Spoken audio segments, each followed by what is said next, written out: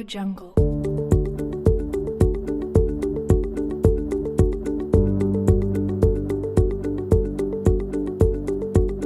Audio Jungle.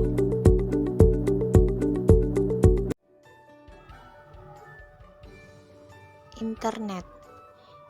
Internet merupakan singkatan dari kata Interconnection Network, yang merupakan kumpulan dari jaringan-jaringan komputer yang terhubung menjadi sebuah sistem yang teratur. Jaringan-jaringan tersebut diatur oleh sebuah Transfer Control Protocol atau Internet Protocol.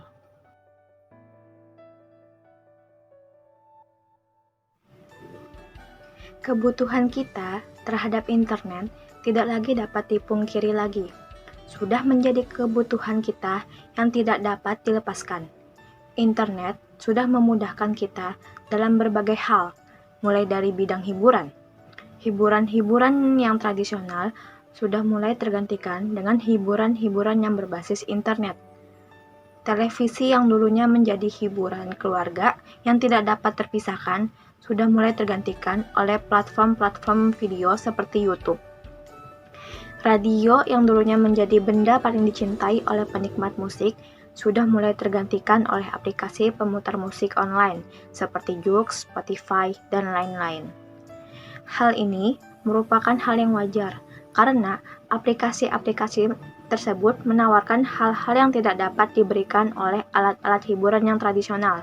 Dengan YouTube, kita dapat memilih video apa saja yang kita lihat, tidak seperti televisi yang masih terbatas dengan channelnya.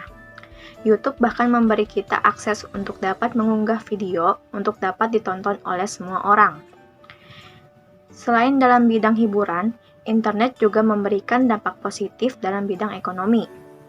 Contohnya, pedagang tidak harus lagi menawarkan barang dagangannya secara tatap muka kepada calon pembeli.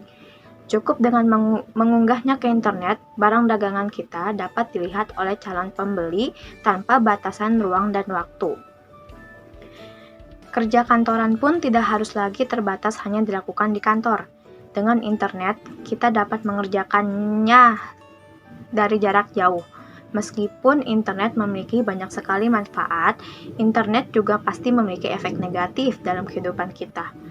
Banyak juga tindakan-tindakan kriminal yang lahir karena adanya internet, mulai dari peretasan data sampai penculikan yang bermula dari internet. Jadi, dalam memakai apapun, terutama internet, kita harus memakainya dengan bijak, agar dapat meminimalisir efek negatifnya. Infrastruktur internet. Pada kesempatan kali ini, kita akan membagi infrastruktur internet menjadi dua bagian. Yang pertama yaitu infrastruktur kabel. Kabel merupakan salah satu penemuan manusia yang paling besar. Pada zaman sebelum kabel ditemukan, orang-orang kesulitan untuk menghubungkan suatu perangkat ke perangkat yang lainnya. Pada infrastruktur internet, kabel digunakan untuk menyalurkan data digital. Jadi, secara sederhana, pemakaian kabel pada infrastruktur internet adalah dengan cara mengolah terlebih dahulu data yang akan dikirim ke bentuk data digital. Setelah semua data berbentuk digital, kemudian data tersebut disalurkan melalui kabel. Pada sisi tujuan, data akan diolah ke bentuk data output yang diinginkan. Kabel yang digunakan pada infrastruktur internet ada beberapa macam, yaitu sebagai berikut. Yang pertama, kabel tembaga. Kabel tembaga yang umumnya digunakan pada infrastruktur internet adalah kabel UTP dan STP. Sebenarnya, kedua kabel tersebut tidak terlalu berbeda. Hal yang membedakan kedua kabel tersebut hanyalah tentang pelindung kabelnya, di mana kabel tembaga jenis STP merupakan pelindung yang lebih kuat dibandingkan pelindung pada kabel UTP. Yang kedua, kabel koaksial. Kabel koaksial dalam penyaluran datanya sedikit berbeda dengan kabel yang lain. Pada kabel koaksial, data yang akan disalurkan akan diolah terlebih dahulu agar berbentuk sinyal listrik. Hal ini membuat kabel koaksial menjadi mudah untuk mentransmisikan data-data berjenis audio atau percakapan, dan juga siaran televisi. Kabel koaksial pada infrastruktur internet sudah mulai ditinggalkan. Hal ini terjadi karena munculnya jenis kabel yang lebih canggih. Yang ketiga, fiber optik. Fiber optik menjadi pilihan utama dalam infrastruktur internet, terutama pada infrastruktur yang mengharuskan pengiriman data yang cepat. Hal ini sangat relevan dengan kehidupan kita di zaman sekarang. Yang keempat, hybrid. Teknologi kabel hybrid ini merupakan kombinasi dari dua buah kabel. Kabel yang sering dikombinasikan adalah kabel fiber optik dan koaksial. Kombinasi dari keduanya sangat tepat dipakai terutama dalam infrastruktur internet yang bersifat individual. Yang kedua, jaringan nirkabel. Jaringan nirkabel muncul karena keinginan manusia yang menginginkan kepraktisan, termasuk dalam hal akses internet. Jaringan nirkabel juga mempunyai beragam jenis transmisi. Namun yang paling sering digunakan adalah perangkat modem yang biasanya dihubungkan dengan bantuan tower sebagai penopangnya, sehingga modem yang lebih rendah posisinya dapat mengakses modem yang berada di tower karena posisinya yang lebih tinggi. Selain modem, perangkat yang digunakan sebagai media transmisi jaringan nirkabel adalah satelit. Dengan satelit, kita dapat mengakses internet tanpa halangan geografis. Kepraktisan jaringan nirkabel ini membuat jaringan nirkabel menjadi pilihan utama dalam infrastruktur internet di zaman sekarang.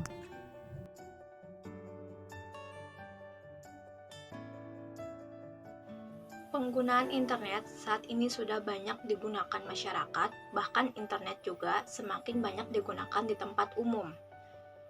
Beberapa tempat umum yang menyediakan layanan internet termasuk perpustakaan, warnet, dan lain sebagainya. Terdapat juga tempat awam yang menyediakan pusat akses internet seperti public access terminal dan telepon web. Terdapat juga toko-toko yang menyediakan akses Wi-Fi. Pengguna hanya perlu membawa smartphone, laptop, atau notebook yang mempunyai kemampuan Wi-Fi untuk mendapatkan akses internet. Penggunaan internet secara positif membuat hidup kita terasa lebih mudah dan simpel.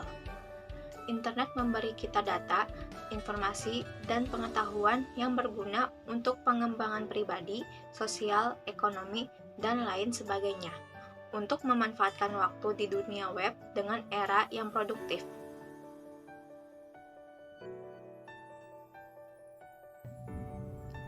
Layanan yang disediakan oleh internet. Yang pertama, World Wide Web merupakan layanan yang saat ini tengah banyak digunakan oleh masyarakat.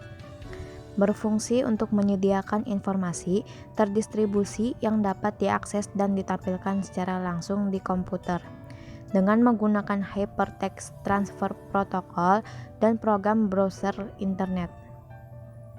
Yang kedua, File Transfer Protocol merupakan mekanisme transfer data di internet.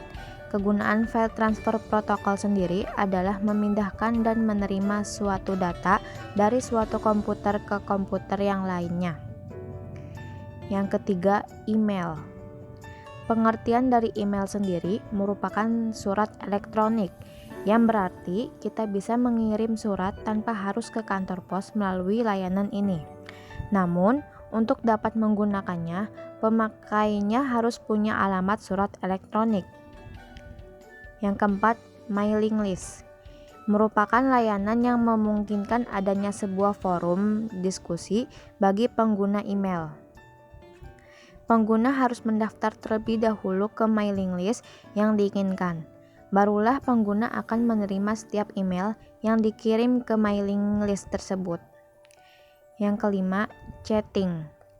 Chatting merupakan layanan berbincang secara teks antar para pengguna internet. Pengguna harus memiliki akun terlebih dahulu pada suatu server. Layanan ini sendiri populer di kalangan anak muda. Yang keenam, e-commerce merupakan layanan internet untuk kepentingan bisnis. Contohnya seperti toko-toko online yang sedang populer saat ini. Dengan e-commerce, pengguna dapat membeli ataupun menjual suatu barang tanpa harus pergi ke pasar atau mall. Yang ketujuh, Electronic banking merupakan suatu layanan yang memudahkan pengguna dalam transaksi uang. Pengguna dapat mentransfer atau menerima uang hanya dengan menekan tombol pada smartphone masing-masing.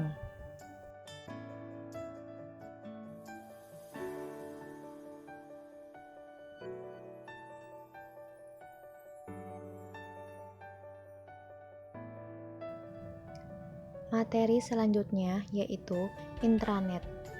Intranet adalah sebuah jaringan yang bersifat private atau tertutup dan biasanya digunakan untuk organisasi atau perusahaan untuk tetap menjaga data-datanya supaya aman. Intranet tidak terlalu berbeda dengan internet, baik dari segi protokol ataupun alat-alat yang digunakan. Yang membedakan antara keduanya hanyalah dari sifatnya.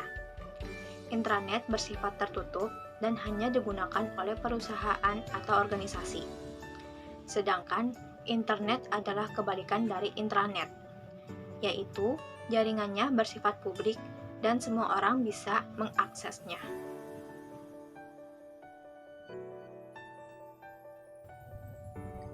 Kegunaan intranet. Yang pertama, menghubungkan komputer dalam satu organisasi perusahaan. Yang kedua, mengamankan jaringan dalam organisasi dari pihak luar. Yang ketiga, membatasi akses terhadap suatu sumber. Yang keempat, menghubungkan sumber dalam satu jaringan agar bisa digunakan bersama. Yang kelima, alat bantu untuk meningkatkan perkembangan dalam suatu industri. Yang keenam, operasi dan manajemen dalam suatu perusahaan. Yang ketujuh, sebagai media penyampaian informasi. Yang kedelapan, pengembangan suatu aplikasi internal dalam perusahaan. Yang kesembilan, sebagai media transaksi. Yang kesepuluh, sebagai online kuesioner atau untuk pegawai dalam suatu perusahaan, dan lain sebagainya. Manfaat menggunakan intranet. Yang pertama, meningkatkan produktivitas. Yang kedua, dapat digunakan hampir di berbagai device atau cross-platform. Yang ketiga, memiliki sistem komunikasi yang lebih baik. Yang keempat, menambah kolaborasi.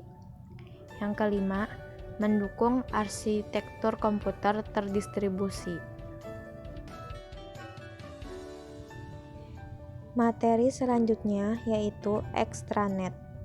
Extranet adalah jaringan pribadi yang menggunakan protokol internet dan sistem telekomunikasi publik untuk membagi sebagian informasi bisnis atau operasi secara aman kepada penyalur, penjual, mitra, pelanggan, dan lain-lain. Extranet dapat menggunakan jaringan private sebagai jalur komunikasi dengan menciptakan hubungan internet yang aman untuk berkomunikasi yang disebut dengan istilah virtual private network, atau menggunakan internet dengan menerapkan enkripsi data dan menggunakan firewall untuk keamanan.